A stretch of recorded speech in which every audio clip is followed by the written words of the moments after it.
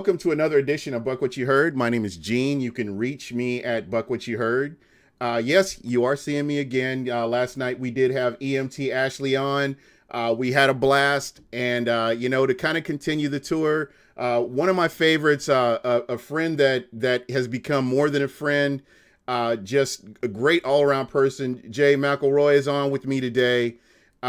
From the Buccoholics. So when you hear the Buccoholics, I know at least at some point you have heard about the Buccoholics. If you watch if you watch some of the away games in California, or if you've watched some of the games, you know that you've heard the Buccoholics. They're out there. So, how are you doing today, Jay? I'm doing good, man. Just chilling in. That's I'm official. Sorry, I'm trying to turn the sound off on my phone. I forgot to do that earlier. Uh, I'm officially on spring break right now, so my kids don't have any schoolwork this week, and I don't have to teach. So I am relaxing and Netflixing.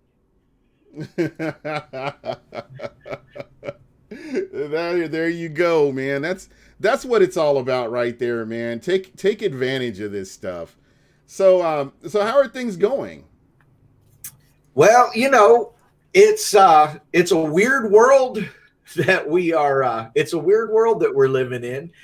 Um, but the football world is an interesting one right now too, because this whole virtual draft thing is going to be unique to say the least. Yeah, most definitely. I mean, if you think about it, though, it is it's been done with less. Yeah, I You mean, we know, if we go back old school, if we go back old school and think about it, I mean, what was the draft? What was the draft before it became this huge production? it was telephone calls, Yep, and people had their helmet phones, and right? they were doing their thing. So I mean, that I think so that kind of it's been interesting to me to kind of watch the reaction and watch people get into that mentality too of, well, what if somebody hacks the draft? What if that kind of stuff? That kind of stuff cracks me up. Because I'm not a conspiracy theorist by any means. Although I do think it would be pretty hilarious if somebody was able to do something just for fun, but I don't know. That's just me. I So think I think we got to have fun with it, right? yeah, you really have to. I think that it was kind of stolen, thanks to COVID-19. It was kind of stolen from us, where we were going to be able to go to the draft in Las Vegas and hang out. All these big plans, uh, Oh man, different, just so many things going on. you have never I've never seen a grown man so close to tears as as my friend Mookie. He one of our Nevada captains in Vegas, because he was the one. He put so much blood, sweat, and tears into organizing the stuff that we were going to have going on in Vegas for the draft. And as everything started to shut down, and this is shutting down, and they still hadn't announced no draft, and then Vegas said we're shutting down, and it was like watching a balloon deflate, because I mean, Oh this was going man. to be we've done draft parties in Las Vegas every year for the last 3 years. Uh,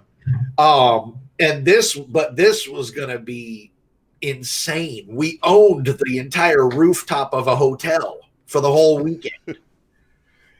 I mean, it was going to be unbelievable. We had the Buccaneers organization talking to us about moving their party to our location. wow. That's how big this was going to be.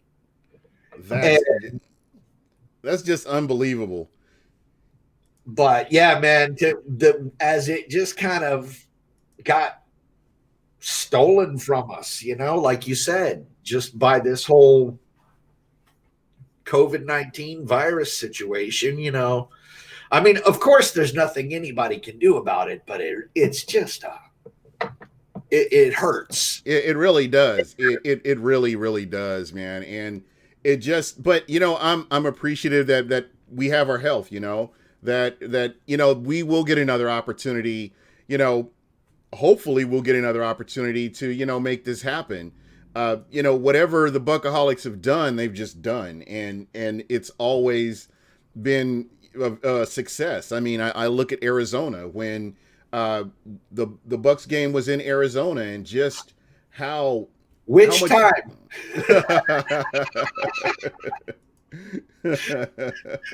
Because I've been there twice now. Right. And loved it both times. Yeah, and this last time, even though the Bucks didn't win, the comments that I heard from different people about just how the fans were and how everything went, and it was incredible. So it's definitely something to be proud of. I mean, just the way that everything was put together, I really love what just bringing everybody together. So Yeah. how did the Buccoholics get started? Well, it's funny. There was another group of Bucks fans, kind of, that was a West Coast based situation. And if I'm being completely honest, the person that was running it wasn't really a very nice individual, and he caused more problems than he solved, and he wanted that group to become something bigger, but he just burned a lot of bridges with people.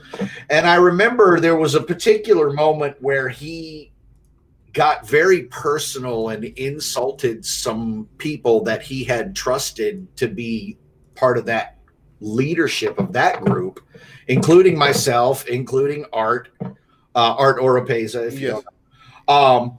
And we all just a bunch of people just kind of left that group. And I didn't know what was going to go on next. I was just going to, I have other things in my life that I can do. And it was Christmas Eve. Uh-huh. I'll never forget it because it was Christmas Eve, and it just kind of seemed interesting that it happened on that So night. just to put this in context, what year would that have been? This was 2015. Okay.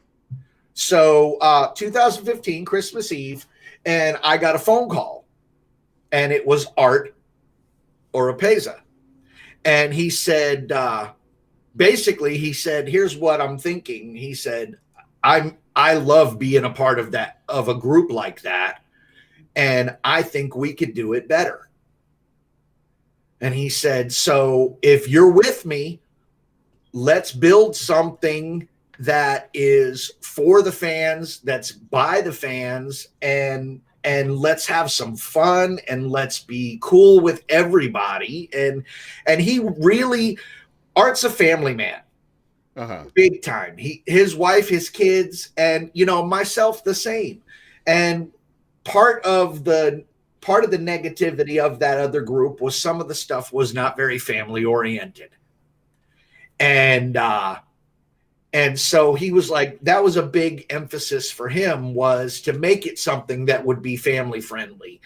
And I said, dude, I'm all in. I'm ready. Let's go. Right. And he had reached out to, over the course of that night, he reached out to myself and 7 other people. And if you ever hear people talk about the first 9, that's kind of where that whole thing came from. That's kind of a Pirates of the Caribbean. That's kind of a take on the Pirates of the Caribbean a little bit. Oh, it's a little Sons of Anarchy, I think. Yeah. Yeah. But it originally started with almost everybody in the original crew was California. Yeah. But we also had some of the earliest members of what became the new group, the Buccoholics, were Arizona, were New Mexico, Texas. And we decided, Art said very early on, let's just see what happens. We're not going to exclude anybody. That was another thing with the other group. He wanted it to be strictly West Coast. And right. I distinctly remember that. And we didn't really care if it was strictly West Coast or not. We wanted it to be whatever it was going to be. We just wanted to have fun.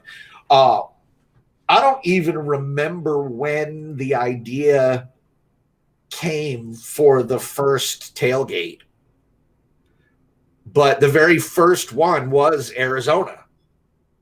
Yep. And it wasn't 2015. It was that next season. The 2016 season, I think. Yes, it was, and I was there at that game too. Like, yeah, we were too late. It was the very end of 2015. It was Christmas, so yeah. It was 2016 season when we went to Arizona the first time, and I'll never forget it because we had like 4 tents and 4 cars. Yeah. And what we're talking about this, and again, if you don't already know, this is Jay McElroy, one of the founding fathers of the Buccoholics. I'm sure you've heard the name Buccoholics if you're on Facebook or you're on Twitter or any form of social media, and you are following the Tampa Bay Buccaneers. You've heard of the Buccoholics.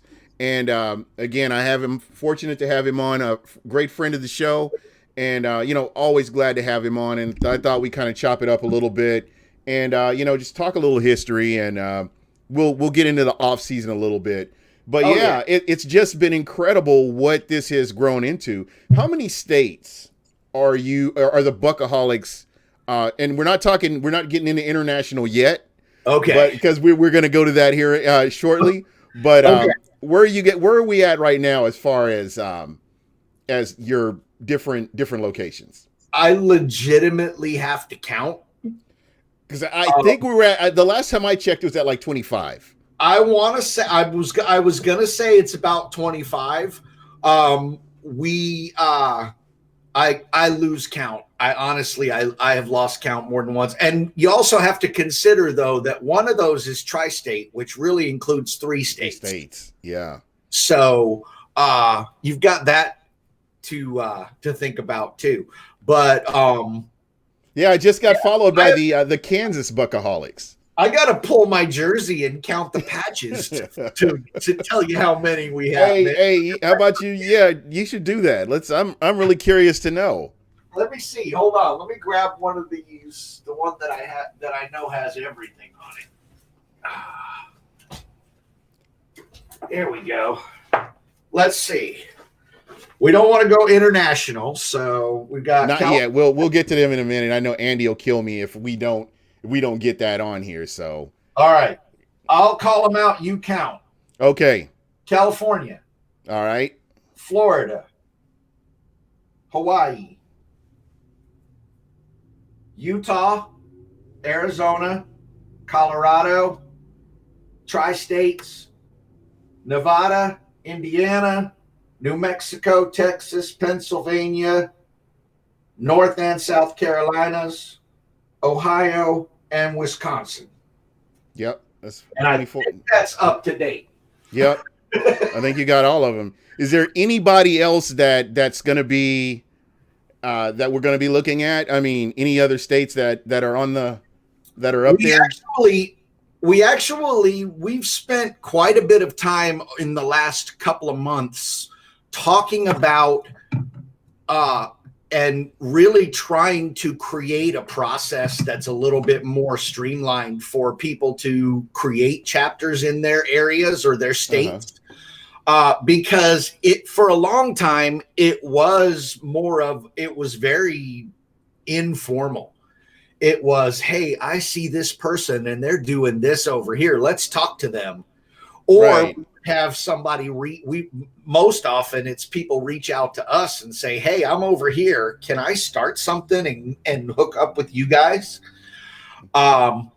So if you know Nikki, yeah, Captain Nikki, Princess Nikki, I have to, especially if we're live on Twitter, I better really know. She recently went through, she's been kind of our contact person for new areas, new captains, new potential captains, and new potential chapters. She actually drew up a whole document where she outlined this process that we've gone through kind of creating, where what we're doing now is we're allowing, and we just had one start up about a week ago, we're allowing people in their areas to start a Facebook group page as like an unofficial one first.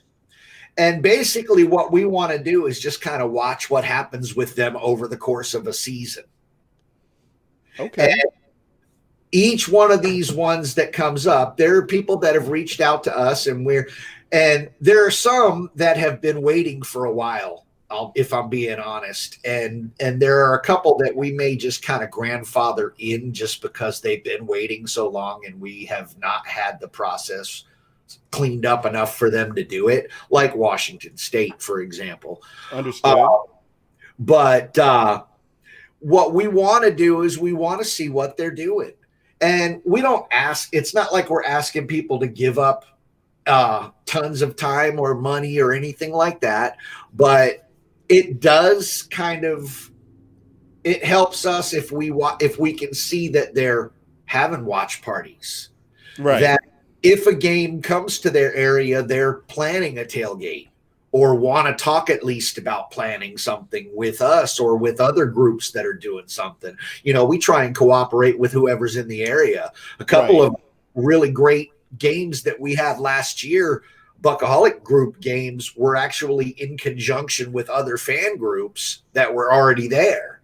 So, I mean, we're not opposed to working with other fan groups as well. But, you know, just kind of see what they're doing. The biggest thing, if I'm being completely honest, it takes Zach, who does all of our artwork, it takes him time to design a logo for a chapter. Right. Especially if we want something that is quality, that looks clean, like the stuff that he has done up to this point.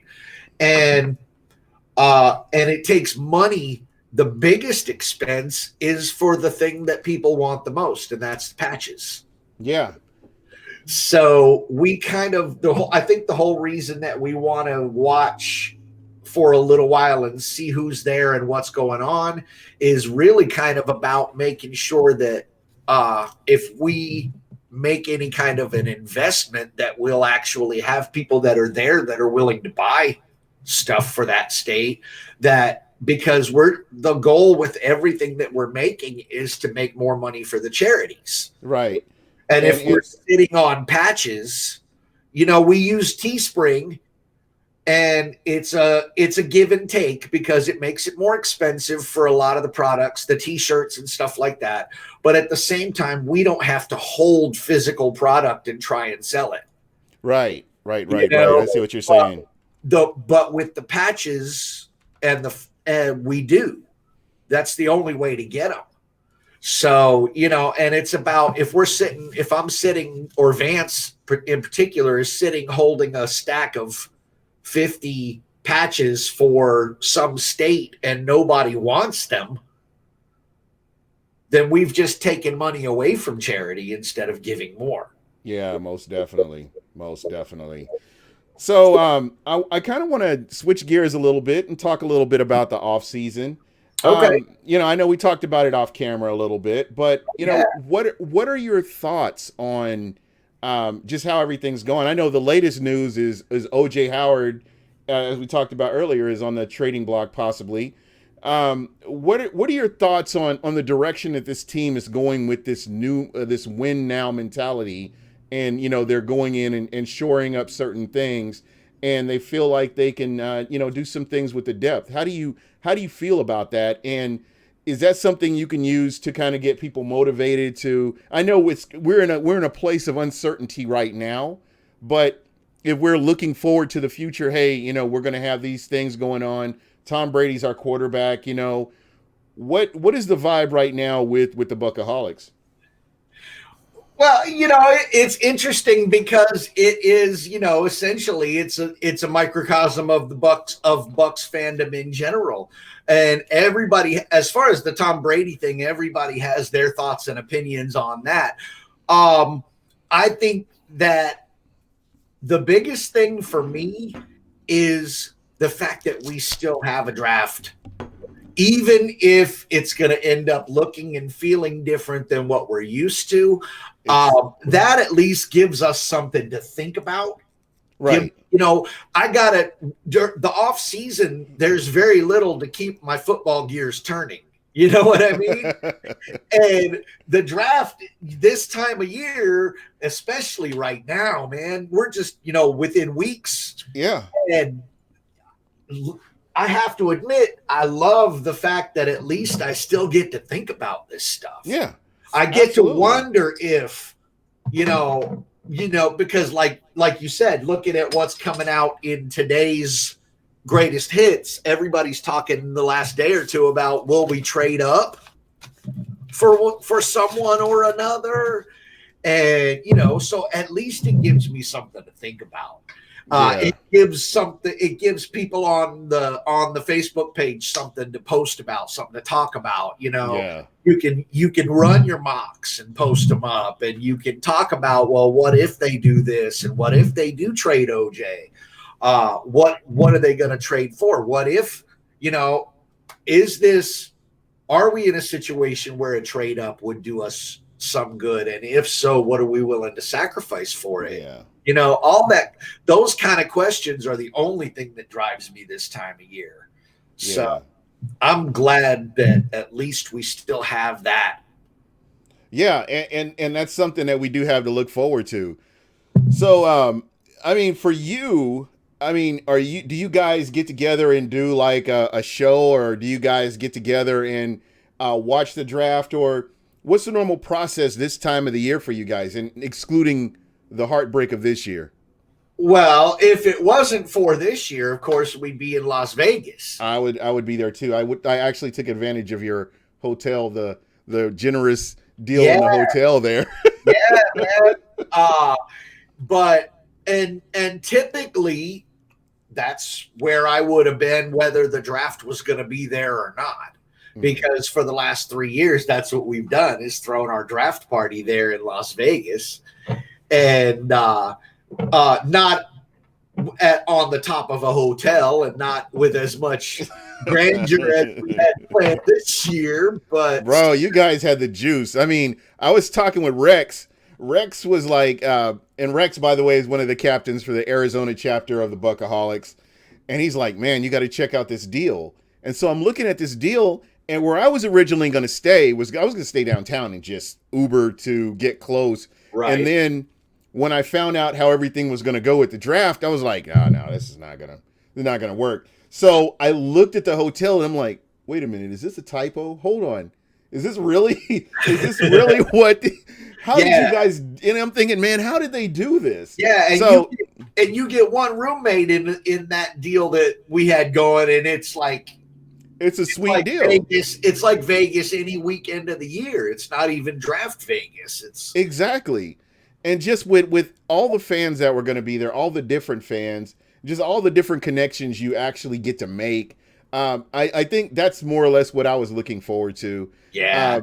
I think with my podcast, I've been able to actually expand and meet people from different fan bases. And I think that's what really makes the NFL fun, is to be able to do that at times. And it's something I will continuously strive to do. But, just kind of getting back to the Buccoholics a little bit. And, we were talking about the charities. For you guys, I know that when it first started, you worked a lot with What the Buck. And I have to say, if there's any organization that I hold in high regards, it would be yours, and it would be What the Buck for what they do, and just how much they do give back, and they think about those less fortunate. So can't stress it enough what they do. But then I see what the Buccoholics do, and it's interesting because there could be a situation. There have been a couple of situations that I'm aware of where there's a family that's struggling. And then the next thing you know, within 15, 20 minutes, there's a raffle for a jersey. And you're raising money for this family just that fast. And to me, that says a lot about, a sport that can bring people together and bring out the good in people. And I think that gets understated a lot, and I can't tell you how much I appreciate that. It's been interesting getting to the point of being able to do stuff like that and realizing that we had a platform like that was one of the things that I think changed my relationship to this group and my feelings about this group more than anything else. I'm a fan. I'm a fan from the time I'm 8 years old.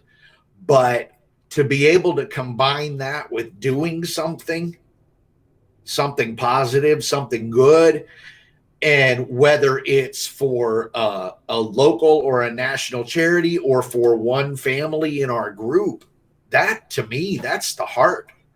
That's what when we realized that, and I think the first time that we tried to do anything for charity in a big way was probably San Diego. That was incredible. I mean, just being able to hear all the Bucks fans in San Diego at that game, it just gave me chills. And I was in Birmingham, England, watching the game, and I could hear the Buccoholics. And that right there, it says a lot when you can go into an opposing team's stadium and make that much noise where you can hear it on national television. That's incredible. Yeah. Well, prior to that, we had done, a couple little things. We had never really made the charity thing a push, though, before then. And when we started planning San Diego and we started realizing how big it was going to be, when people started responding to it and saying, hey, we're coming to this, we said, that's when we were like, all right, we have an opportunity here to do something. Let's pick a charity. And the very first one that we ever did was we wanted it to be local to San Diego, Southern California. So we raised money for a group called Honor Flight Southland. I remember that. And that was the first real charity that we actually kind of put any effort into raising money for. And when we walked away from that, I remember thinking to myself, if we did this more often, we could actually be legitimately contributing something to any charity that we wanted. Yeah. And I think that's pretty much, that's where it's at right there. And so is it every year you come up with a different charity? Well, that's it was kind of funny the way that happened. Actually, last season was the first time that we've picked one charity in particular. Prior to that, it was just kind of, okay, at this event, we're going to raise money for this. And okay, we're going to do this to raise money for this. And then we had talked about possibly changing the way that we did it and picking one charity to focus on for a whole season. And when we were having that conversation, my friend Jose, also from Nevada, Las Vegas area, he came to us and said, I have a charity that I'd like us to work on if you guys would be willing. And he told us about the fact that he himself suffers from a condition called hydrocephalus. Mm-hmm. And how it's very, very little known in adults. And there's very little money coming in to fund research into it for adults. And that was kind of like the thing that kind of clicked it for all of us. We were like, okay, that's it. We're going to focus on this one charity this year. And the way it goes, it's cool because even though hydrocephalus was our main focus, because of the way that we're built and because we have this party happening over here and this tailgate happening over here this week and this watch party, we can raise money for that one and still have our individual groups able to raise money for their local charities, for the things that are on their hearts or that they're thinking about. And it ends up we're able to do both at the same time. It's kind of cool. Like we had, I think it was I know it was Tri-States, and I think that they did one part of their event last year was for hydrocephalus, and the other was for the Glazer Foundation, I think. Okay. And so they were able to do both. And we've still continued to donate to What the Buck every year. We're able to do that, which I think, like you said, if there's an organization out there that I respect, What the Buck for us was kind of like they were kind of like our mentors. It's like a blueprint for what you guys could possibly do. When we started to realize that this was going to get bigger than just California, and that it was going to get bigger than the 500 people that we walked into, I don't even remember when we were at 500, San Diego probably. I know it was over 500 the second game in Arizona. When we realized that it was going to get bigger, Steven Anderson in particular, and Art, we all had kind of close relationship with the folks from What the Buck. And as a matter of fact, they were at the game Old School was at the game in Phoenix. Actually. Yeah, because we all went out the night before, but then you had we were at Hooters. I was flying out. That is so funny. I was actually flying to Europe I remember that. You were, because you got to come meet up with us the night before, but you were flying. I thought you were going to England, but you were going somewhere, I remember. Yeah. But so I mean Steven kind of went to them and was like, looked at what they had done. And one of the things that they had done was actually went through the process of becoming a nonprofit organization. And he came back to us and said, this is what I think we should do. If we did this, it gives us legitimacy. It allows us to do more. And he said, and he basically, I mean, when I think about this group, there are people that without them, none of this would exist. Right. And on the side of charity and on the side of helping us to become legitimate, I guess, nobody has done more than Steven. Mm-hmm. He has worked so hard, and the paperwork is insane. You don't have and just it's stifling all the paperwork you have to deal with. In the midst of government shutdown was when we were trying to do our nonprofit paperwork. And then they said, oh, well, we just redid all the forms, so you're going to have to go back and redo all your applications again because they're brand new forms. Mm-hmm. I mean, this is the kind of stuff that he did because he feels the same way that we do. Mm-hmm. That it's worth it to be able to try and reach out and be able to try and do more to help more groups. Yeah, absolutely. So, and I'm looking in the chat. Shooter from Shooter in the Stash said to tell you hi, and that he really respects you. You need to watch the company you keep with him. I got to tell you, I absolutely love the whole Brady Plus thing. That was brilliant. That was, yeah. So I want to kind of switch gears a little bit and talk a little football. I know that we've talked about the draft and going to the draft, but was there anybody that caught your eye in the draft this year that you're like, man, that would have been perfect to get him in a Bucks uniform? It's been kind of a weird one for me because of the whole quarterback situation.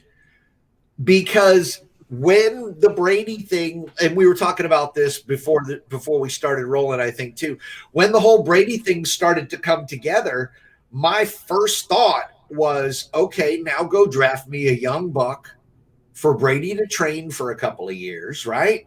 Mm-hmm. And I don't think that that's going to happen now, because now we have another backup quarterback sitting there waiting to play. If you had asked me last season, there's no question in my mind that we would be going O-line first Yeah. round. No question in my mind, O-line first round. But now I'm not so sure. Yeah. You know, as I'm looking at this, if one of the top four offensive linemen that are there is available at 14, I could see that move happening. I guess when I'm looking at this team, and one of the callers from yesterday made a very valid point, and as a matter of fact, Ashley did too, because I've been looking at the secondary and the safety position, thinking, you know what, maybe we need to look at safety. But she brought up a good point, and you know, the one thing as fans, we don't think about the players that got injured and you didn't hear about them last year, and then they're coming back off of injury, and then you look at the you look at the roster and see what the Bucks have. I would say that the offensive line would be offensive line, running back, and the number 3 receiver would be where I'm looking.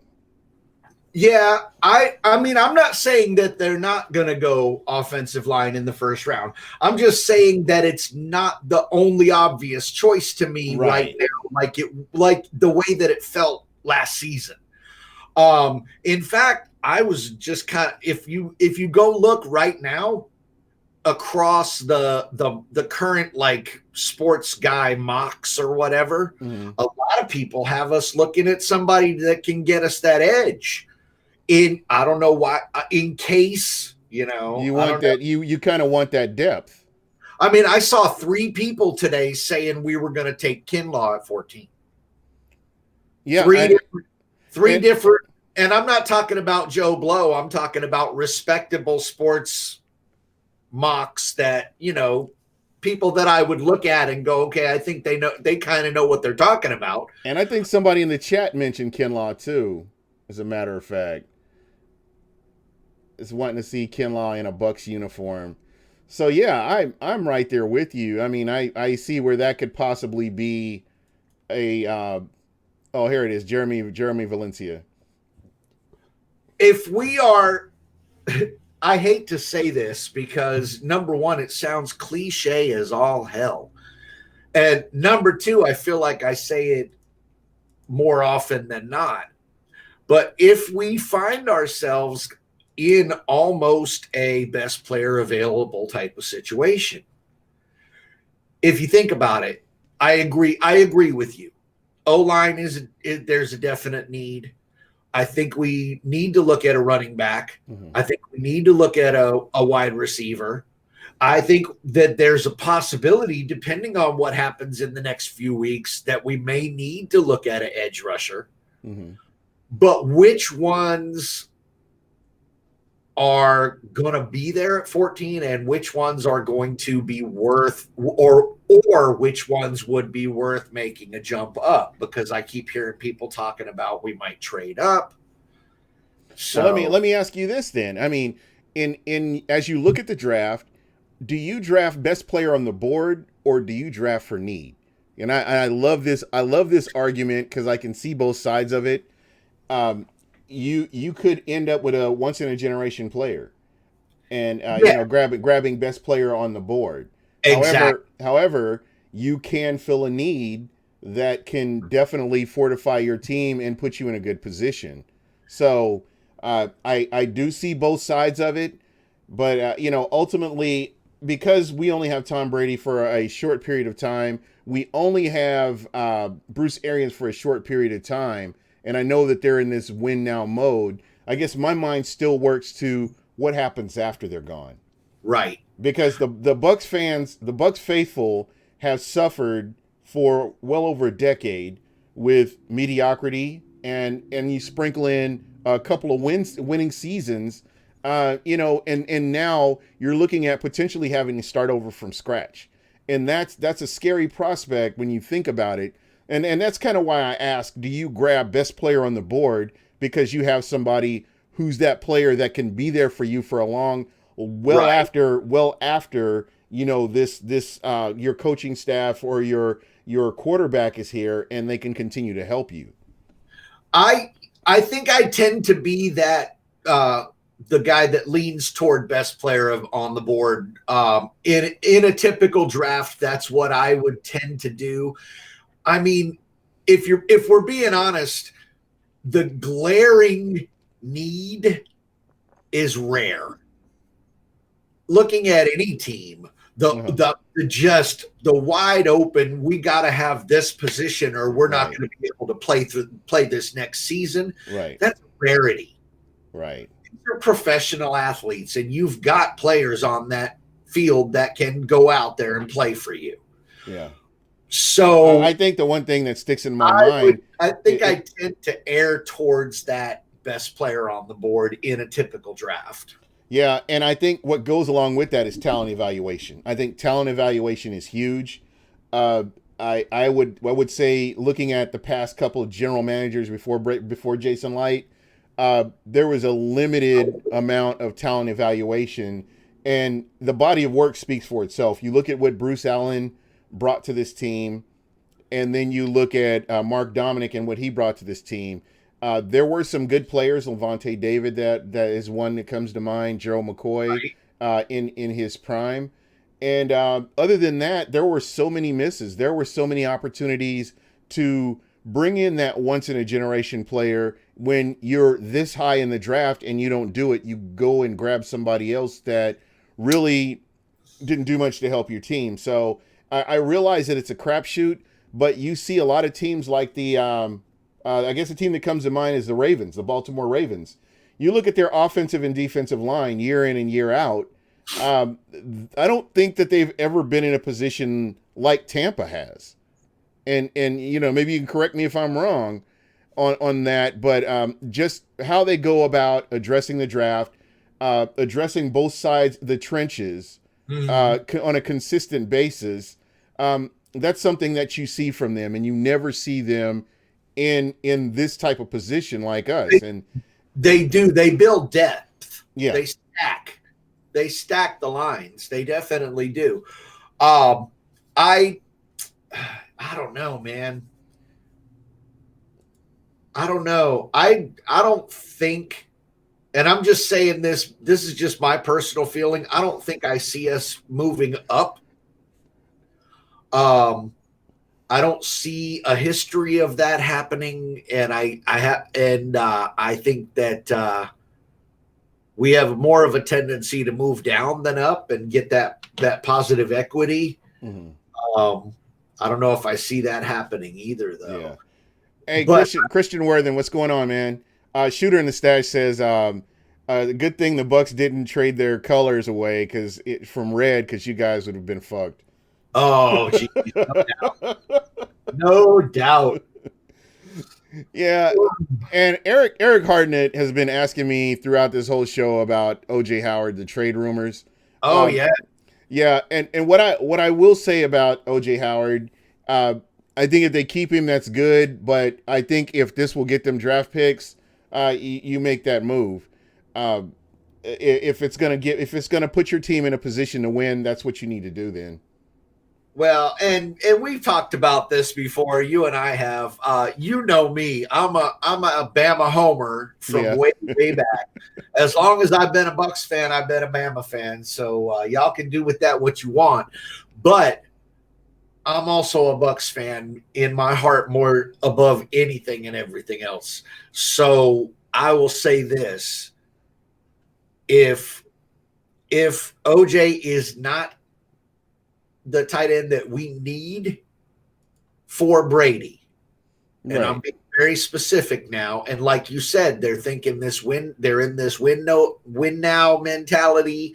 The mindset is we need to do something this season. If OJ's not the guy that they think is going to do that, then I think they put him out there and see what they can get. And I think they'll get value for him as well. The one thing that I think pushes me in the direction of them doing that more than anything else is OJ's inconsistent hands. Yeah, and I was gonna ask you about that. I mean, you know, again, you talking about Alabama, and you've gotten to see him more than a lot of us have in college. Um, were you Do you feel like he was worth that number 19 pick uh, when the Bucks drafted him? I mean, just if you look at his body of work from now going back to when he was drafted, and I realize that he has had injuries. Is this your guy? I liked OJ at Bama when we picked him up. And speaking of best player on the board type situations, Uh-huh. when we picked him up, I was ecstatic. I thought it was a great pickup. I thought it was going to be fantastic. I was picturing the two tight end set being used. Boom, boom, boom, Yeah. boom, boom, boom, boom. And there, my friend, is the problem that I have. It's not so much was OJ worth the pick, because I think he is a player worth that pick all day and twice on Sunday. But was he utilized There you in go. a way? And you mentioned this too a few minutes ago. You were talking about how the misses of previous GMs and whatnot. And one of the things that I think has been a problem has been drafting players maybe who were in that best player on the board type of category, and then trying to force them to fit a scheme that they should never have been playing in. Or, you know what I'm saying? Yeah. Though that square peg in the round hole kind of thing, which I think Mark Barron is a great example of Oh, that. most definitely. The guy was a talent, but just how they were utilizing him was just not the answer. Yeah. And I think that I when I saw OJ get drafted to when we took OJ, that was my mind immediately went OJ and Cam. Two Yeah. tight ends set all day long, options off the charts. I was in Vegas when we drafted OJ, I think, and I was screaming my full head off because I'm like, can you even imagine what the hell are they gonna do? Who are they gonna cover? And Exactly. and I don't think I ever got to see that offense that I have wanted to see OJ in come to fruition.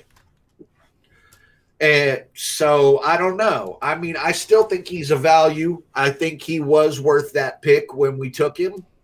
But I think he's a value. And if they can get money, personally, I see Cam Brate being more of a Brady style tight end anyway. So I'd say hold on to him. I want to see what Tanner Hudson does.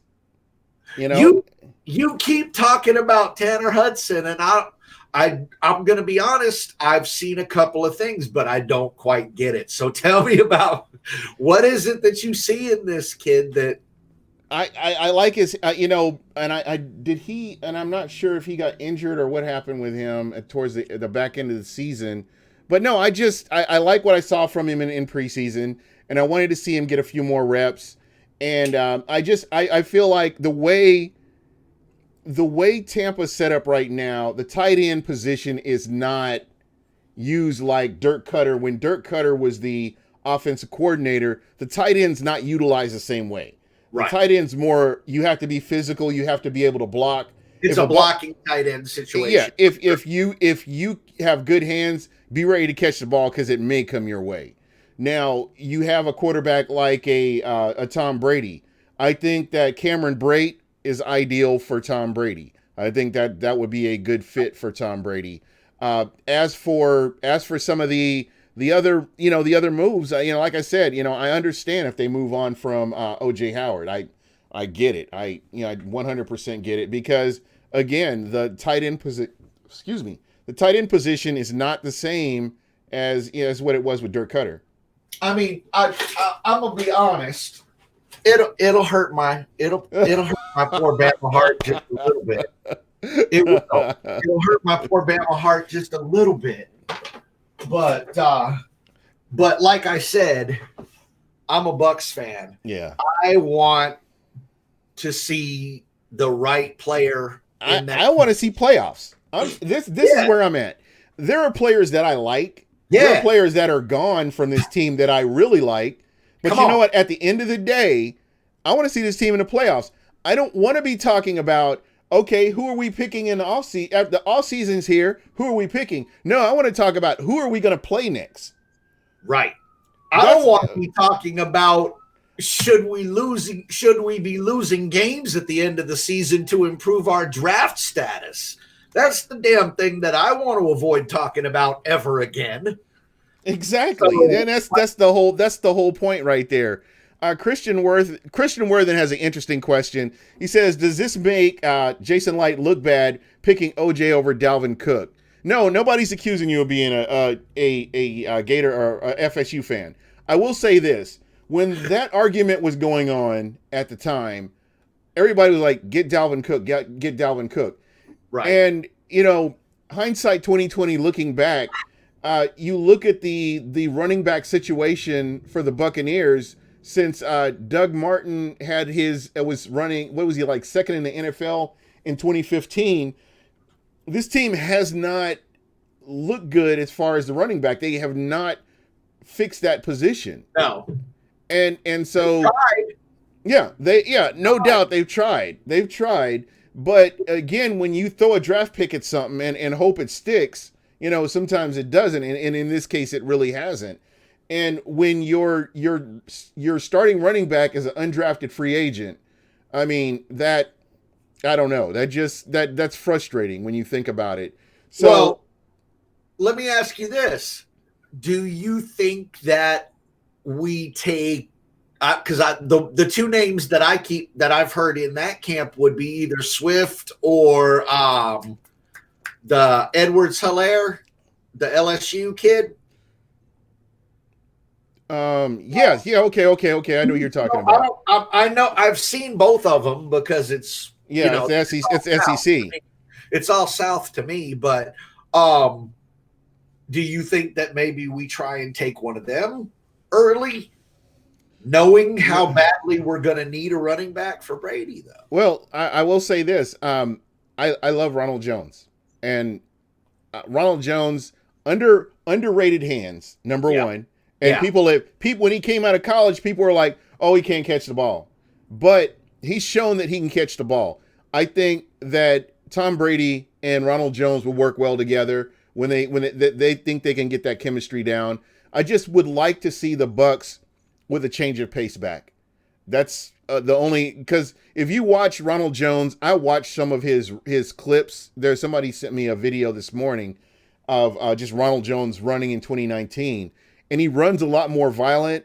I mean, he makes decisions and he hits the hole. Right. I just feel like this team was in a bad situation at times to where they couldn't utilize the running game like they should have. Now, all I'm saying is if you could get another running back in there that's a change of pace back, I think that would benefit both of them, and it will benefit it'll benefit Tom Brady as well. Here's what I think, and I agree with you 100% about Ronald Jones. I've been big on Ronald Jones from the beginning, and I do think that he could be that guy. You're right. We haven't found the right person to be his relief, to be that change of pace. I don't think we draft a running back early at all, if I'm being honest. And I'll tell you why. If for no other reason than when the smoke of the draft clears, the guys that are going to be out there available looking for a place to land that will just be falling all over themselves to come stand behind TB for a year or two, There you go. the list is going to be long and distinguished. And I think that if we pick up another running back anywhere, I think that's where. But I'm inclined to give Ronald Jones a chance to do his thing. Yeah.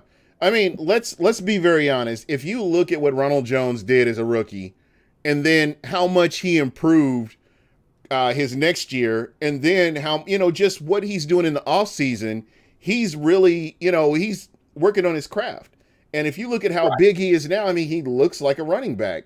And again, I really want to see Ronald Jones get the opportunity to get the touches. I just don't think they really committed to the run like they could have. But again, it's situational football. They were putting a bad. You're playing scared and playing behind a lot. Yeah, absolutely. And so that doesn't give you the opportunity to say, here, let me hand it off to this guy because he's hungry and he's getting the ball and he's making runs. I've seen him, and it's just amazing to see what he's doing. You're right. We haven't been in a position where we could comfortably pound the rock and take up the clock and play that kind of ball. We've been consistently in a position where we're trying to recover from losing the ball or recover from getting burnt, but our secondary getting burnt throughout the first half of the season, at least last year. I'm excited about I gotta say I'm excited about what our defense is gonna do this year. I am. Yeah. Oh yeah, somebody brought up Jeremy McMuffin. Yeah, that was the guy back in the day, man. Everybody thought that McMuffin was gonna be the one that was gonna take this team over the top, and he was gonna replace Doug Martin, and no. But anyway, man, it just didn't turn out like it should have. But again, what was he like a sixth? I think it was like a 6th, 7th round pick or something like that. Yeah, there's a reason if somebody's sitting. I'm looking at this draft, Yeah, so again, that's one of those things that the Bucks. I'm hoping they get somebody in there to help with him. Another position. I think we're going to end up bringing in somebody after the draft. I really do. Yeah, you've got to, because this is a super talented draft, top to bottom. So I'm sure there will be players that will get missed, and there'll be that opportunity to grab them. I think one of the other positions that we really haven't talked about that I would really like to discuss is that number 3 wide receiver position.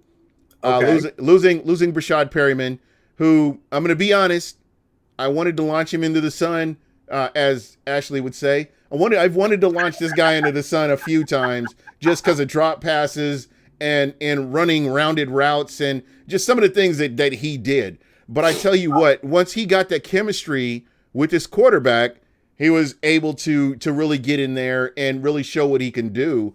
And when you lose Mike Evans and Chris Godwin, and he's your primary receiver, he also showed what he can do as well. But I think a lot of that had to do with chemistry with the quarterback at that time. I was a little bit surprised by that move when I saw him gone, because like you said, I thought he was had some potential to earn his place there. I don't know. Do you think we draft You almost have to. You almost have to take one of those picks. But where though? In what round though? Because not in the first round, certainly. No, yeah, anything's possible. I think you've got 2 4th round picks. Jason Light, you could move back into the previous round at any round. So I'm not going to put anything past this guy. He drafts in a vacuum. He makes deals. Yeah. I mean, you look at what he did with Vita Vea to get Vita Vea and still get an extra pick. I mean, and I'm telling you what, and I said this on the last show, I think last year's draft was the cleanest draft by Jason Light since Jason Light has been in Tampa, just top to bottom. So I believe with Bruce Arians, with Todd Bowles, you got these good minds that are all working together to get quality picks in, and you've got a good scouting staff. So I believe that that I'm confident that we'll see more of that as this continues to progress. Well, like I said, if you look at it, the tendency is to trade back rather than to trade up. So I don't know. I mean, like I said, I keep hearing people today talking about, do we trade up? Do we try and go after? And I'm like, what are we going after? It's got to be offensive linemen. What? That's the only thing that I can really. I mean, that I see us going after. I mean, but here's my thing with regard to the wide receiver. Is there anybody that you see that is worth targeting as that next wide receiver in this draft? Because there's a couple of names, but there's a couple of names that are going to be gone positionally around our picks, I think. I don't think there's anybody going to fall into our laps. Yeah, it's interesting that you say that. Real Talk Perez was saying, is it that this was our best draft, or we finally have a real coaching staff to develop our rookies? I don't know. I just believe that it was a quality. These were quality picks. I think there were definitely quality picks. Now, coaching staff has been on rotation for years.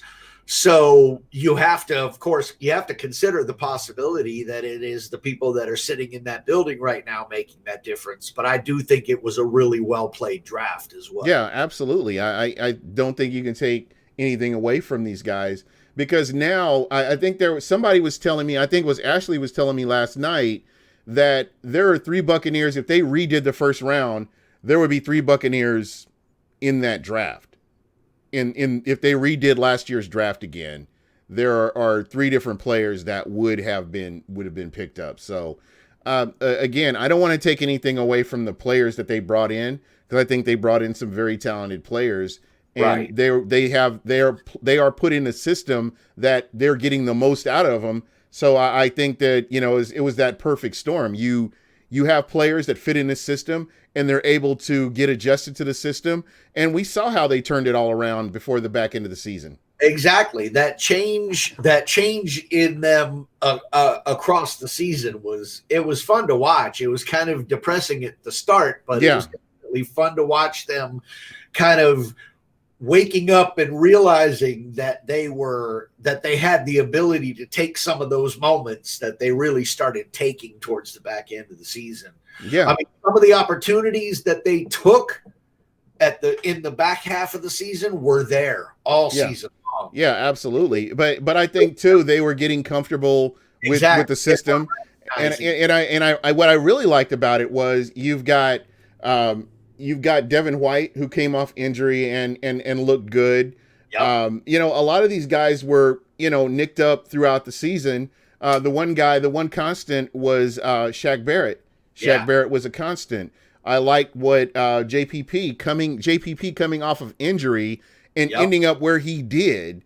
I mean, it did so much for this defensive line. And then you look at Ndamukong Suh and Vita Vea and how they were shutting down the run, and they were just getting stronger and stronger as the season went on, and they were punishing these running backs, which is why I would say, that I have high expectations for this team, especially this defense coming into this season. Yeah. And I mean, it wasn't just the level of play as much either. It was like there was something about the players that got pulled together last year. Exactly. They started that cliche word, they started to gel. Yeah. Exactly. It was like the perfect storm. They just kind of, all of a sudden, I'm looking at this defense and going, these guys are legit now.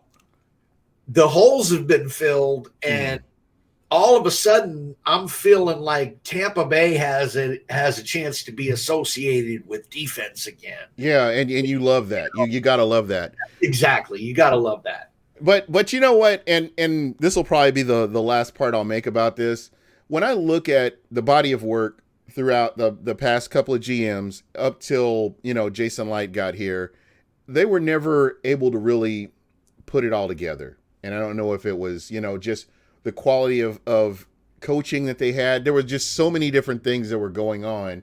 But you see it all work. I mean, you look at this large coaching staff that Bruce Arians has brought in, giving all these people opportunities, because what he's trying to do, he's trying to make coaches. I saw an interview with him, and that was one of the big things for him. I want these guys to become coaches. I don't want them to just stay here. And I think that kind of gets lost in the translation. And to Real Talk Perez's point, you're talking about, coaches that are getting the most out of players. It doesn't matter where they came from, just the fact that they can go in and do that. Mm-hmm. And, players too, players have to buy into whatever system you have. So I think it all works together. But I will say that, drafting that talent and getting them on the field is a huge part of it. And just the coaches are able to fine tune what you're seeing. Faux show. I think that we have an opportunity right now, and with especially on the defensive side with the coaching staff that I see on the defensive side. I think we have a rare opportunity because we have been able to pick up some really good draft picks. And I think that we have a defensive coaching staff that's ready to train them up. And we're, like you said, we've started to see evidence of that. Yeah. And I'm excited for where those guys are going to go when we get them back on the field. Yeah. It's going to be exciting. Again, it's one of the inconveniences of this COVID-19. And again, I hope everybody is being safe. Please stay home. Yes, most definitely. Just get on your computer or play video games or something.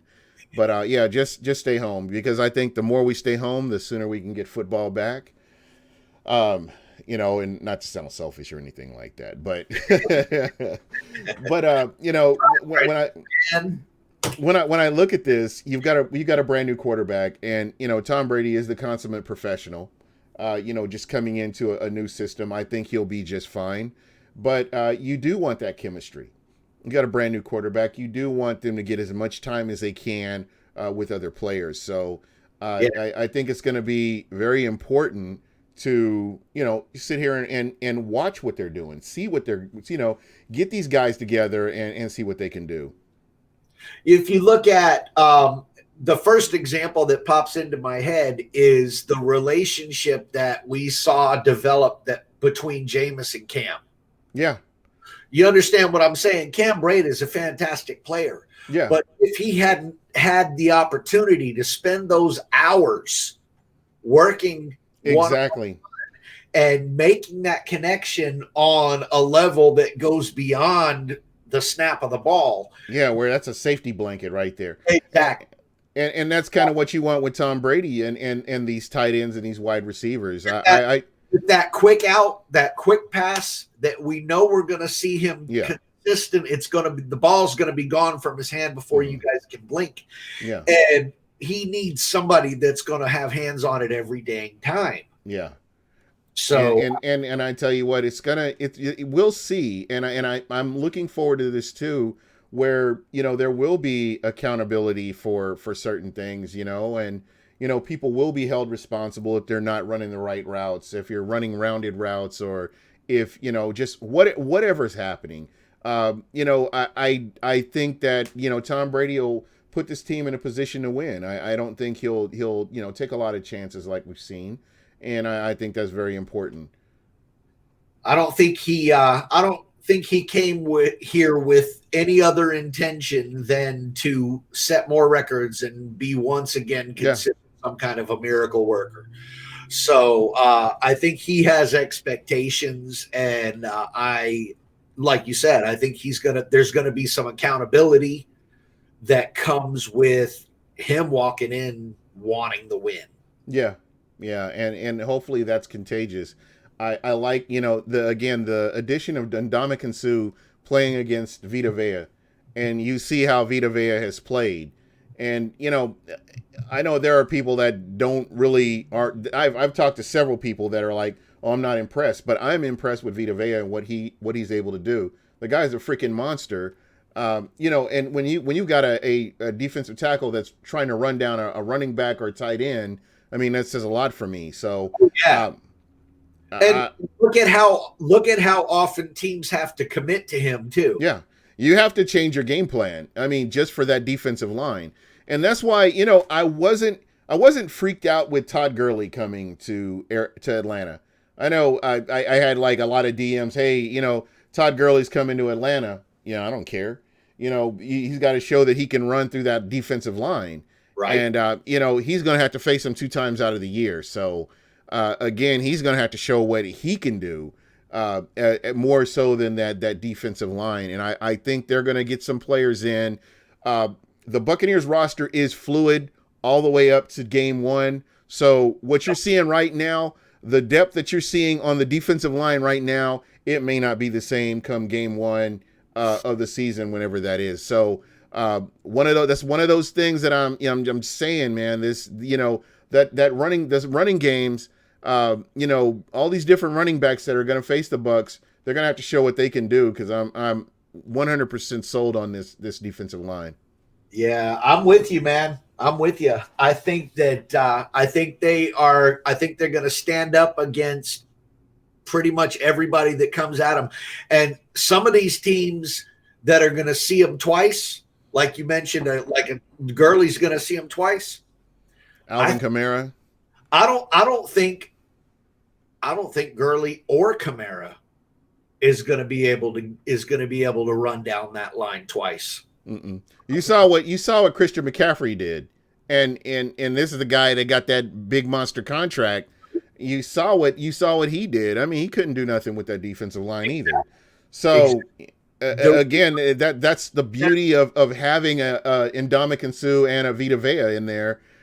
You're not running that. That's not how you're not bringing it this way. Hopefully, just being able to set the edge and shut down the run.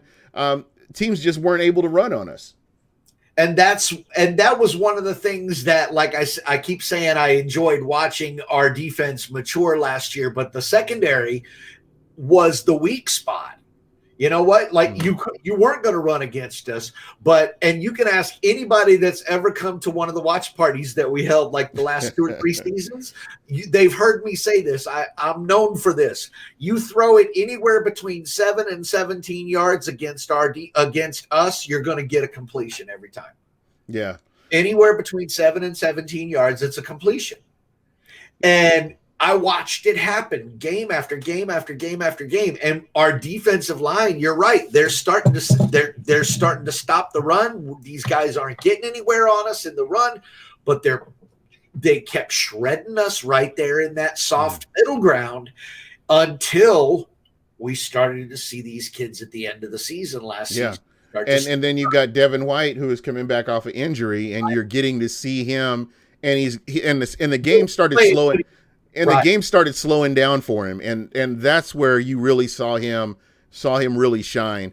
And if I have to say, there are 2 players, and I've been consistently saying that this year that I want to see: Devin White and Ronald Jones, Tanner Hudson, Ronald Jones and Devin White are the 2 players that I'm most excited to watch this year, just to see how they do. If they can stay healthy, I think that you're in for a pleasant surprise.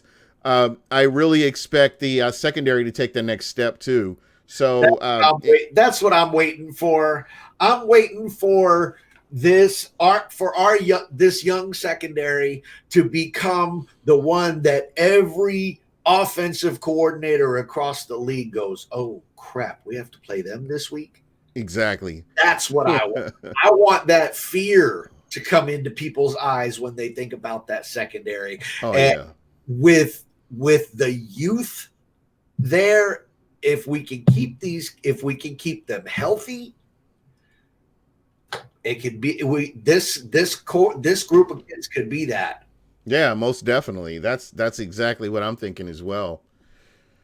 Man, this was great, man. I really appreciate it.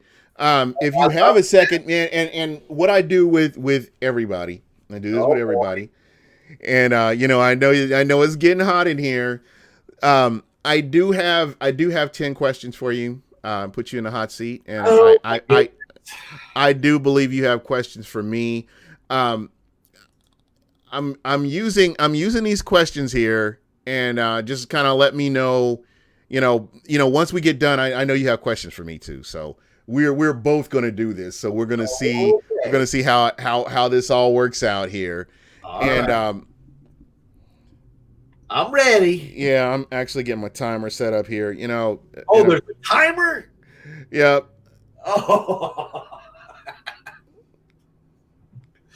Let's see. I like this guy's passion. I came late. Does he have a channel? This is, if you guys are just joining, this is Jay McElroy of the Buccoholics, one of the founders of the Buccoholics. So if you are on Facebook, follow the Buccoholics on Facebook. He's really great to talk to. He's on Twitter. Follow the Buccoholics. I don't know if I mentioned this, but I just got followed by the Kansas Buccoholics, which I was kind of, as a KU alumnus, I thought it was kind of chapters from last year. I thought that was kind of cool. So I had to drop that in there. So here we go. So I got 10 questions. So what I'm going to do is I'm going to read the first question, and then I'll start the timer here. How much time do I have here? You have 1 minute for 10 questions. Oh, okay. All right. So they're coming hot. That's why this is the hot seat. Oh boy. All right. First question. The New York Jets will win the AFC East. Buying or selling? Buying.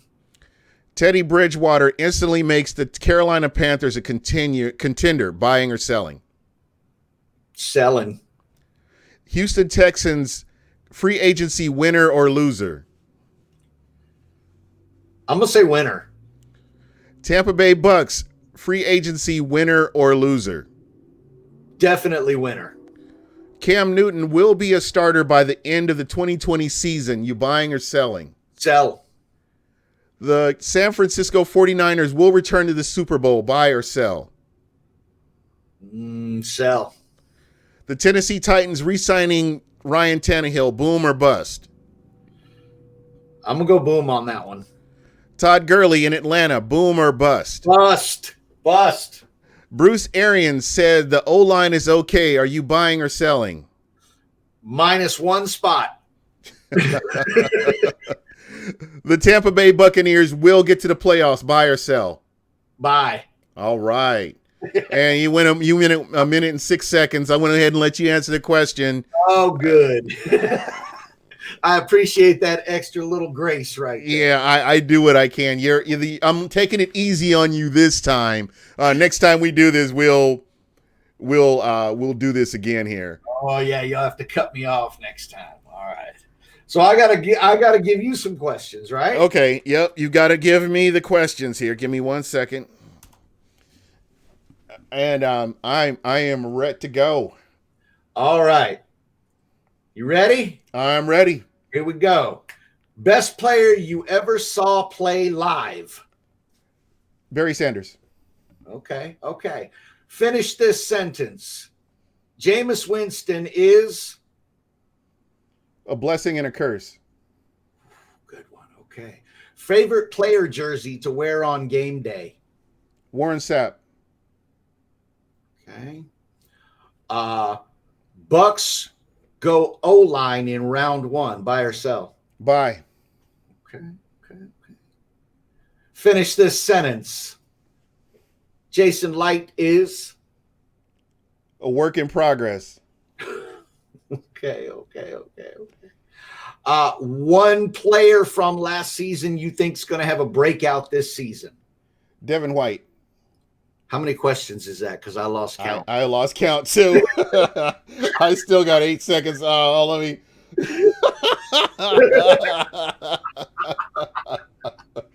You weren't expecting me to. I love these games. I love games like this, man. So you put me on a hot seat. I'm gonna do the best I can do. enough to 10, right? Yeah, that was close enough. Good enough for government work. It was somewhere between 8 and 5. There you go, man. That is a good beer right there, by the way. And again, if you guys are just joining, this is Jay McElroy from Buccoholics. If you are outside of the Tampa area, or if you are in the Tampa area, uh, this is the group to get with. I really enjoy what they bring. I always say show up or show out. They always show up and show out wherever they're at. Just the amount of people they get, the buzz they get. It's a great organization if you are into, doing things for the community and possibly charity. If it's in your location, maybe that location can do a charity, of your choice, that may be something to consider. Hopefully I'm not speaking out of turn here. Oh, no, not at all. I did want to mention, though, that we just finished up about a week ago our charity bracket. We decided to do this different this year when we picked our charity for the year. And I took 8 charities that got mentioned often by people in our group, and we put them into a bracket, and we had the members vote to decide what our focus charity is going to be for this next season. And after several weeks of voting, we have come out with a winner, and we will be spending our time this season raising money for the Wounded Warrior Project. That is awesome, man. So, and I know this is not right, like right now with everything that's going on, everything that's shut down. I know this is probably not the time, but, as we get America back up and running again and things back up and going, I really, I expect to see more people giving.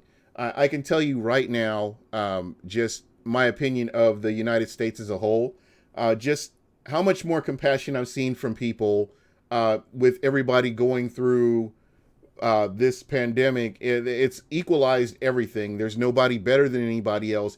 Anybody can get this disease. You could be rich or this virus, you can be rich or poor. It doesn't really matter. So just getting to see people all coming together, people that don't know, perfect strangers. I mean, like on Twitter, you hear about a relative caught COVID-19, and you see all the people that don't know this person, and, they're offering sympathy and stuff like that, man. And just, it makes me happy to see that kind of thing, because I've always believed that you could tell a lot about a person by how they treat people less fortunate than themselves. And I really believe that, and I think that's one of the things why I started this podcast, is because I felt like, your big three, ESPN's, CBS, ESPN, NFL Network, they weren't giving love to listeners. They were just telling what they want you to hear. I would like, just like in the chat, I want people to be able to say, okay, this is how I feel. I'm not going to go in and trash you because this is how you feel. This is how you're a fan. There's no wrong way to root for your team. So that's kind of how I look at it. And I love being able to do this. Well, and I absolutely love the fact that you're doing it, man.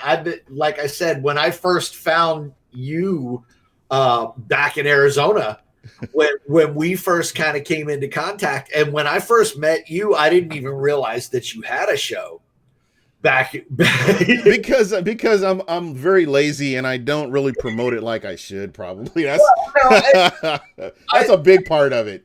I think it was, and I think part of it was my disconnect too, because at that point there were very few podcasts that I was bothering to listen to. I've tried to reach out a lot more and tried to tune into a lot more people in the last couple of years, just because I've discovered that there are so many voices out there that are doing things, saying it a little bit differently, doing it a little bit differently. And I like seeing different people's takes and different people's spins on the whole sports podcast idea. I tried to do it myself, but I'm even lazier than you. So I don't even know if that's possible. It lasted for about 4 episodes, and then it disappeared, and I never said anything else about it. And I just avoid the subject when people bring it up. And I actually, the ones that I watch, I love the content. I thought it was great. And like my show, it's crazy. I'll post it on Twitter once and forget about it, and I'm thinking about what I'm going to do next week. And so, I know that I could have, like, Real Bucks Talk has really blown up. Yeah. But those guys, like, they pump them out, and They they put really to they promote. really and what they do is they really promote it. And for me, I'm just not that guy. I'm just not the guy that's like, oh, let me promote let me promote my show. I'll promote it once. I don't like the sound of my voice, so I'll listen to it. There may be something I'll go back and try to find that I may have said and bring it up later on. But other than that, I'm like, okay, I'm moving on to the next one. And Antonio Santiago, shout out to all the Bucks fans, baby. Go Bucks. Yeah, there we go, man. Yeah. And again, like I said, this is a safe place. There are people that didn't like Jason Light. There are people that didn't like Jameis Winston. There are people that are not happy with Tom Brady. But you know what? If you come in and you're not talking all crazy and hey, this is I'm laying out, this is why I don't like him, I'm good with that. I don't have a problem with that. I think that you should be able to give your opinion without being crucified. I think that's kind of what frustrates me at times about social media is, people get like that, We have to, at the end of the day, we have to be able to agree to disagree, especially when it comes to something like sports. Yeah. Because ultimately we want the Bucks to win. We want the Bucks in the Super Bowl. We want the Bucks in the playoffs. We want the Bucks to win playoff games. I see the same kind of thing when it comes to new fans coming in. People have been talking a lot about that whole situation with Brady coming and new fans coming in because of Brady. But let's be honest. Every damn one of y'all was a new fan at some point. I was a new fan at some point. And it was because of some player I saw that I liked. Yeah. And everybody else is the same way. One way or another, you became a Bucks fan, whether it was in 1976 or in 1996 or in 2016. All here for the same reason. Yeah. We want to see this team get in the playoffs. We want to see that. We want to see another ring on the fingers of our players. We want to see another trophy in the lobby at $1. That's the bottom line. And whatever it takes to get us there, let's do it. Yeah, because I tell you what, I can remember, in the early 90s, or in the late 90s, early 2000s, just how crowded Raymond James Stadium was.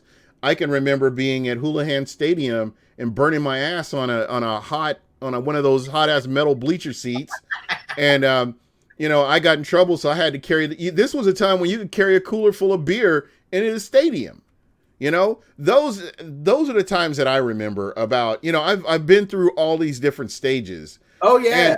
And I can tell you right now, I get why some Bucks fans are salty.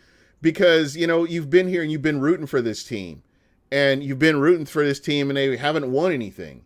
And then you have this guy comes in and now all of a sudden people want to jump on this bandwagon. I get it. That's why I haven't really been critical about it, but I understand it. I mean, I don't condone it. I don't condone it, but I understand. And I would never get mad at anybody for feeling the way they do, man. That's just how you feel. If you've been here, you're a diehard. I tell you what, if you became a Bucks fan after the Bucks won the Super Bowl up till now, you are a diehard fan. Nobody can take that from you because this team has not put itself in a position to be a contender throughout that period of time. To earn fans in that time. 100%. See, for me, I'm like, y'all come on. If you're going to come in, I'm not going to stand in your way. Fill our stadium with red and pewter. And if you want to buy some orange, I ain't mad at you. Feel like you're old school. I don't give a damn. But I guess the question, and I guess for some people, and it makes sense, is what happens in 2 years to these folks that come in right now. Yeah. But 100%. Here's what I think. Let's take advantage of this the same way that we're taking advantage of Tom Brady on the field. 100%. You're right. It's 2 years. Let's sell some damn tickets. Let's make some money to invest. Let's make Ray J loud. Let's make some money to invest back into the team and into the city. Let's fill the stadium up. Let's look damn good on national television and enjoy the ride. Because we don't have the option of saying no to these folks. They're going to show up whether we tell them they're welcome or not. Yeah. And you know, like I've been a Bucks fan. I mean, I've always been a Bucks fan. I mean, in the off season, I'm wearing Bucks colors. I've got a huge ass Bucks tattoo. I got a pirate ship on my arm, you know, and when people see, there you exactly. And people see you on the streets, and you know, it's been so cool, you know, hey, let's, you know, what are the Bucks going to do this year? And then you hear Tom Brady and people are like, I saw a lady at the gas station with a Buccaneers hat on. And of course, I was like, okay, all right, here we go. And you know, of course she was a Patriots. You can see a little Patriots thing on her car, but that's the kind of thing I'm talking about. You know, that's what it's going to bring. But again, like I said, there's no wrong way to be a fan if you're a fan of this team. Yeah, because we all want the same thing. You want the Bucks to win, and I would love. Raymond James Stadium used to be so loud, I would have an earache just, you know, coming out of the games, and that's what I miss. Those were the things I miss. And I get that mentality of the folks, like you were saying, that have been through it all and want to be, and don't want to see these new people because they haven't been through it all with this team. They show up when things are good, right? Is what I grasp from it. Well, that's kind of what their expectation of these new fans is that they're going to show up when things are good and disappear when they go bad. I hope that that's not the case. I think that the best thing that we can do is give them an opportunity to be fans. I don't begrudge them. I'm like, hey, come on, you know, hey, you're buying tickets. You know, it's helping this team, and you know, that's good. You know, you're selling merchandise, and just understand that, you know, you're going to have people that are going to be salty about this because they've been there through the worst of it. And, and I think that's the thing that sticks out to me about why people are upset. So, you know, I hear these other people that are like, oh, well, you shouldn't be mad at new fans that come in. No, but you got to understand why these people aren't arbitrarily pissed off because people are deciding to be Bucks fans. No. It's the whole situation as to why these people are becoming. There's a reason for it, for sure. Yeah. There's a reason behind it. I definitely understand it. Here's the one that gets me, and tell me if you've experienced this yet. I pull up at a gas station, speaking of. Now, when it always happens there. At a gas station, y'all have to go on Facebook and look at my profile pictures and look at the pictures of my truck out here in California. The Tundra down the side of it. It's big and red and covered in Buck stuff top to bottom. Right. I pull up and I get out of my truck and I'm top to bottom Buccoholics. I've got my Bucks hat on. I've got my Bucks gear on. Mm-hmm. Have you experienced this yet? Having somebody look at you and say, oh, so you're a Bucks fan now that Tom Brady's there? Yeah, I've had to break it down to a few people. I've had to school a few people. Yeah, it's happened. I was kind of mind blown by that because I'm like, yeah, I bought all this, and I'm talking about when I say this, I'm talking about like the day after it. I'm like, yeah, I bought this shit yesterday. So, you know, that's when you have to go on and show them the tattoos and then show them the hat. Yeah, Tom Brady, this hat just came out this year. Right. That I bought 4 years ago. But yeah, this hat just came out. You know, that kind of thing. Yeah, I've had to do that. Emblem on the hood of my truck. That's from this year. That's from this year, sure.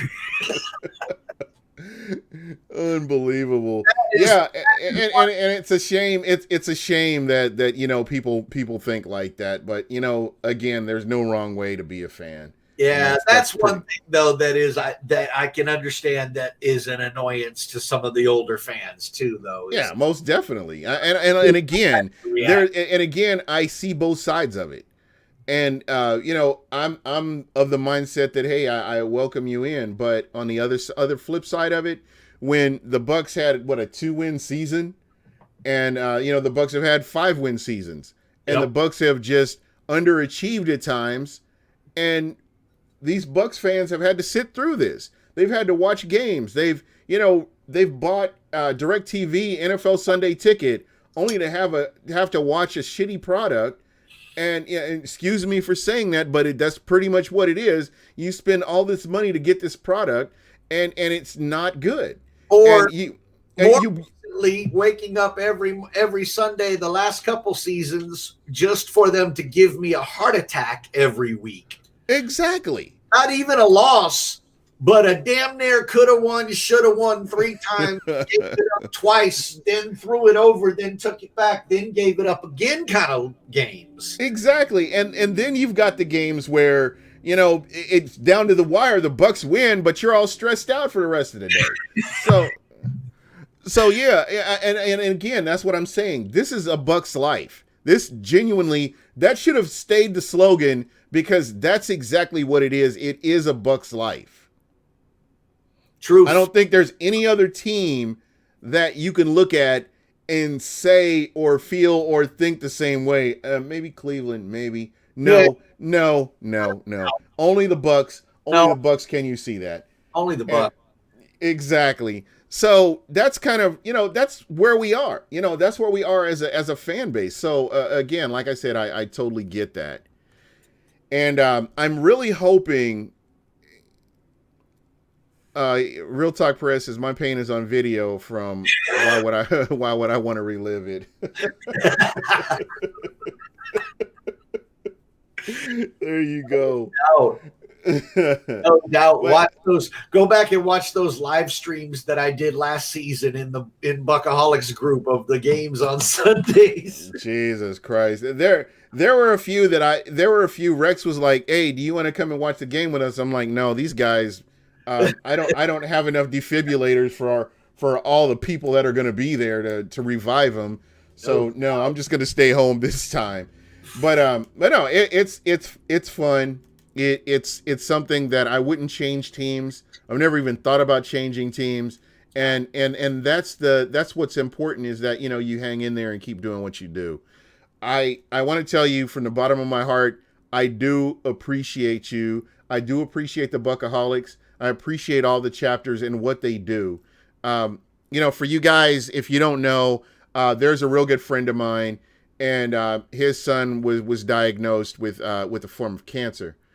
And I want to tell you, they had been driving a couple hundred miles, I believe it was a couple hundred miles, from their home to the children's hospital.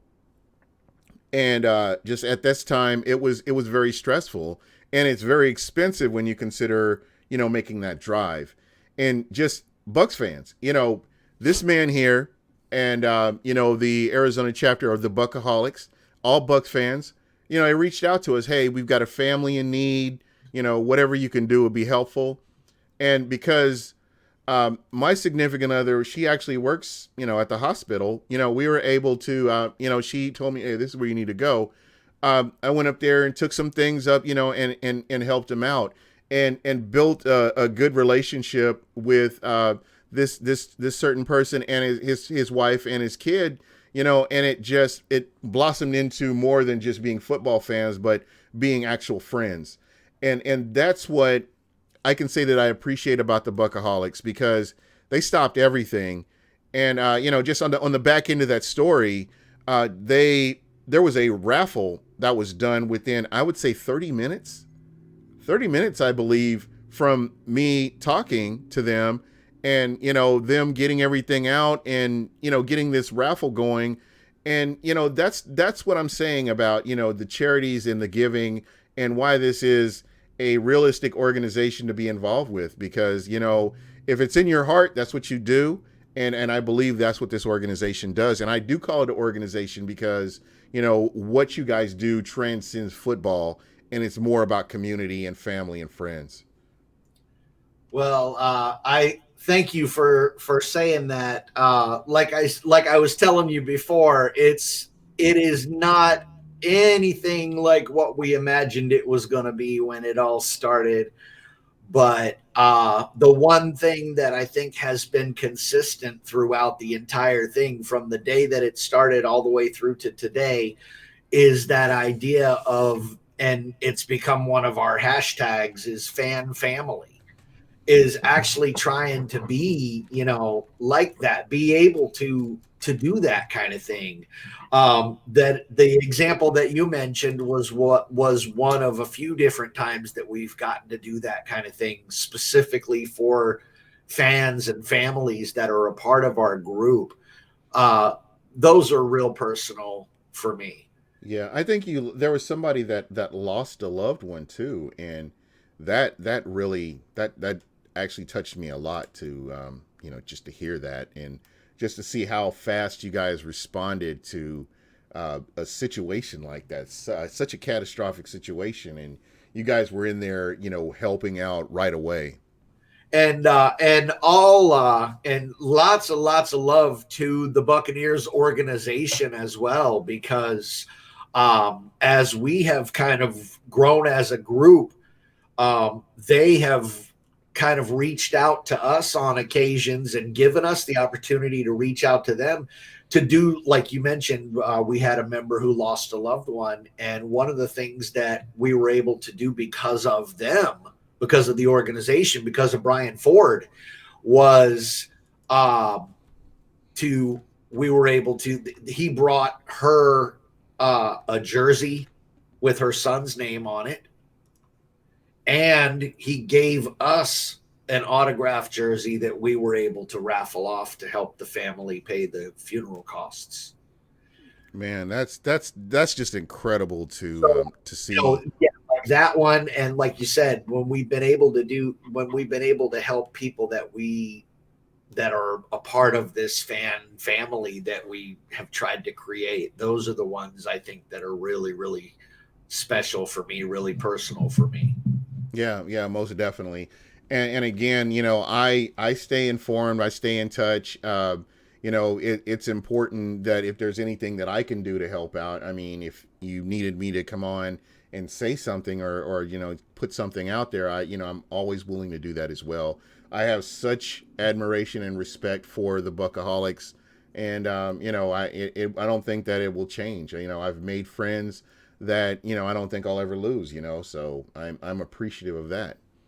Well, we certainly appreciate you, and the positive words that you're putting out there for us, just not just today, but other times that you've mentioned our group and tried to help us to get the word out about events and stuff. Uh, and from the very beginning, from the first time that you and I ever talked, I felt like you were somebody that I'd just love to be able to hang out with on the regular and have beer. So Yeah. when Yeah, all, and I think when all and with this COVID-19, man, it really changes your perspective. And there are just a lot of people. There are people in the chat actually that I will eventually meet, and that's like a goal of mine, is to actually sit down and hang out. I mean, we've gotten to hang out, but the times it's just been so hectic for you. You've been from here to here to here to here, and and so it's just been difficult for you to make this happen. But I get a little busy at those events. exactly. But you know what? I think that we're all going to rebound from this catastrophe, I'll call it, and I think we'll all be the better for it, to be honest. And as soon as the Corona is gone, we'll all buy some Coronas. And Oh, most definitely. I will be supporting Corona, by the way, regardless. I think they got a bad end of the deal, uh, and just because of the name. So, raw deal. For all sure. right. Well, you know what? Thank you so much. I appreciate you being on. You are a friend of the show. You're always welcome on here. Again, this was special to me. I wanted to make sure I got you on and got to catch up with you, because I haven't really gotten to. And I felt bad because we have that friendship that's we've had for several years now, and I just want to kind of continue to keep this going, and I want to make other people aware of the Buccoholics, and just if you get a chance to join them, I think it's great. I think any money that you donate to them is going to a good cause. It's not going to a CEO or board members or anything like that. It's actually going into end up with for a worthy cause. So definitely something to look forward to. I laugh at that money going to board members. I had to throw that in there. Hey, demand says hearing this makes me proud to be a Bucks fan. Yeah, most definitely, man. I mean, I don't know where you are, but if you ever get a chance to check them out, they're strongest, it looks like, on Facebook. You do see Buccoholics fans on Twitter. However, I think that is where your strength is on Facebook, if I'm not mistaken. Yeah, that's where it got started. So that's always kind of been the biggest presence that we've had. We're on all different social media, but the most consistent and I think the easiest as far as being able to have the group pages for different areas and different states and stuff like that too. It just has made the most sense up to this point. Yeah. Yeah, and this way you can kind of keep up with them and see what events and what things they have going on. So, but you don't feel alone whatever location you're in. But definitely, but check out Buccoholics.org, our official website, because we have been Zach has been working a lot on that and updating everything and keeping everything posted. The coming season, looking ahead real quick, Gene, just so you know, some targets that we have in our sights would be the Raiders game has been one that we've been talking about for a year, over a year. Other ones that I think are going to be big as far as Buccoholics events, probably Denver, New York, Chicago, the Chargers. Yeah. The Chargers is that's not an away though. Oh, okay. I'm sorry. I'm looking at the wrong thing. Yeah, you're right. You're right. Them away. I know we have a game. We have 2 games in New York, I think, or one, maybe 2 in New York. We have 1 in Denver that we're planning stuff for. Vegas. The biggest issue with Vegas is going to be the money and location, since now they're saying that they may not actually start out playing in Vegas. Yeah, I think they're talking about Soviet Utah or something like that. They were talking about, they were saying something about someplace in Texas too today, I heard. Oh my goodness. So I don't know. I don't know where it's at. Yeah, they don't. Hey, and a quick question: is there a Buccoholics chapter in Chicago? A Buccoholics chapter in Chicago, we have, yeah. And we have, I'm trying to think of who was there last year because we did some stuff. Will the Brewer, you hear that? I love his name just because of his association with beer. And I think Detroit. Do we have Detroit this year again? We would have Detroit because the Green Bay's on that. Yeah, because we're playing in the old Norris division. If we have that Detroit game, that would be because we never mentioned it, but our international chapters, Ontario, Canada chapter was a big part of the Detroit party that we threw last year. Okay, there we go. And then Mexico, and then we have Buccoholics in the UK. In the UK, for sure. And where else are we talking about in Europe? Internationally, those are the only ones that we have officially right now. But Mexico has just grown and grown and grown and grown. And I didn't even know. I had always heard that there were a lot of NFL fans in Mexico, but I had no idea. And we're at the point now where Mexico is going to be becoming for the Buccoholics what the United States is, where we're having state chapters.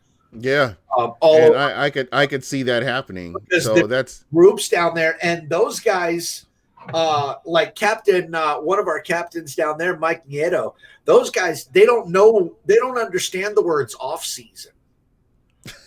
If you go look on the Buccoholics Mexico Facebook page, they have been actively doing charity work down there within, I mean, I'm talking about, you'll see stuff that they posted within the last 3 weeks where they're Wow. out doing stuff, because they have down in Mexico, they have a huge network of NFL fans across all the teams. Right. And I think that was the draw for the NFL to get games down in Mexico City, was just because of that. So when Buccoholics Mexico kind of became a thing, it started with a group of guys that already knew all these other NFL fans. And when they get together to do something, it's not just the Buccoholics Mexico, it's Buccoholics Mexico and the fans of 8 other teams all coming together to do something for charity. Yeah. Yeah, exactly. Kind of, and that's, again, that's the testament to what you guys have started. The level of networking and work that they put in down there, man, it's just been it's been really fun to watch that happen. And just a group of guys, and they were already down there. They had a little Facebook page, and they came to us, and Mike came to us and said, we want to be with you guys. And we were like, we want you to be with us. Yeah, I'm sorry I couldn't. I wanted to kind of get this link over to the Buccoholics page just so some of these guys could check it out. But again, we'll get this out there to the Buccoholics page, and I'll make sure that it gets on there, man. Because I really appreciate you. Again, I appreciate you coming on. But I can't believe we've almost been talking 2 hours, dude. That's how big my mouth is. I just talk. I just don't stop talking sometimes. But I think that we touched on a lot of interesting things. Okay, last question for you. Okay, and this is not trivia or anything like that. Oh boy, how do you feel about grown men wearing jerseys? I love it, and I don't think it's for game day. I'm right there with you because I have about 7 of them. Hey, about 7. I know. But I had to ask this question, and I'm asking this question of everybody because there are certain people that are like, oh, grown men over the age of 25 should not wear jerseys. Where does it say that on the label? How old you got to be to wear this jersey? I've heard that, and I've heard people trying to say that you shouldn't wear a jersey unless it's on game day, and I'm like, well, first of all, where is this written? Who wrote these rules out? And let me slap them. You had any right to tell me what I can and can't do, and why would I want to listen to you? Exactly. Go ruin somebody else's life and get away from me. But no, as soon as I get off here with you, I'm actually going to order my Mike Evans. I'm going to try to find this pewter Mike Evans jersey if it's available. I know there's a delay getting it. I've given this a lot of thought as to what jersey I wanted to get, and I appreciate Mike Evans. I appreciate what Mike Evans does for the Tampa community, and he's one of those guys that I would definitely, I will always respect what he's done. He's broken records, and he's one of those guys that you have to mention his name when you talk about the greats of Tampa. When you look at great players that have been in Tampa, he's one of the guys you have to mention. Oh, absolutely. I have a couple of Evans autograph stuff over here, but I'll tell you, I already ordered a pewter jersey. Yep, and I'm behind the curve, so I got my little stimulus check, and I figure, you know what, I gotta put some money back into the system. And so I'm going to get that pewter. That's the one color that stuck out to me. If I'm not getting a red one because I have a red Derek Brooks, I have, I have the white John Lynch. Right. And I just want this Mike Evans. This Mike Evans jersey will be so sweet. And that's the one that I would really like to get in pewter. So it's going to be my thing. Yeah, so, I knew something cool was coming when they had that preview video. I know, right? And when he said, "Oh, you got to win if you wear that color," I was like, "Oh, he's got to be looking at the future." Exactly. So one thing traditional I do with guests before we roll out of here, let everybody. Yeah, I wanted you to give everybody your final thoughts. It can be something philosophical. It could be something talking about the NFL. It can be talk. We could be talking about marbles. It doesn't matter. Just whatever comes into your head. Let's hear it. All right. Final thoughts. In that case, then I'm going to switch into my teacher brain, and Okay, here we go. I'm going to share final thoughts for the parents out there who are having to deal with your children being home from school. Remember that school does not need to be 5 hours a day. Most of your kids can do the work that they do in a 5-hour school day in about 45 minutes. Don't make it harder on them than it needs to be. That's my final thoughts. There you go. And if I can kind of add to that, as a former teacher and as a parent, it doesn't have to be about what you're going to be testing on, because I know that the way the school system is set up in America, it's about getting ready for that big test at the end of the year. Teach kids things that they can take with them on down the road. True. I know for my parents have taught me things that I didn't learn in school, and I'm glad I learned it from my parents, because there are things that benefit me now at my advanced age that, these are things I learned from my parents. So, whatever jewels of knowledge you can give your kids, I think that's very important. Make the most out of this opportunity, because we lived such busy lives before, and now you have a chance to be with your kid and really, cultivate that relationship with them. Even if they're one or two, just that's a big thing. So, I thought I would chime in off the teacher here, the actual teacher, and I like it. All right. Well, guys, thank you so much for checking us out. And again, this is Jay McElroy. You can find him on Facebook. You can find him on Twitter. Be sure to join. It's definitely a worthy cause. And that's pretty much it for us. And we are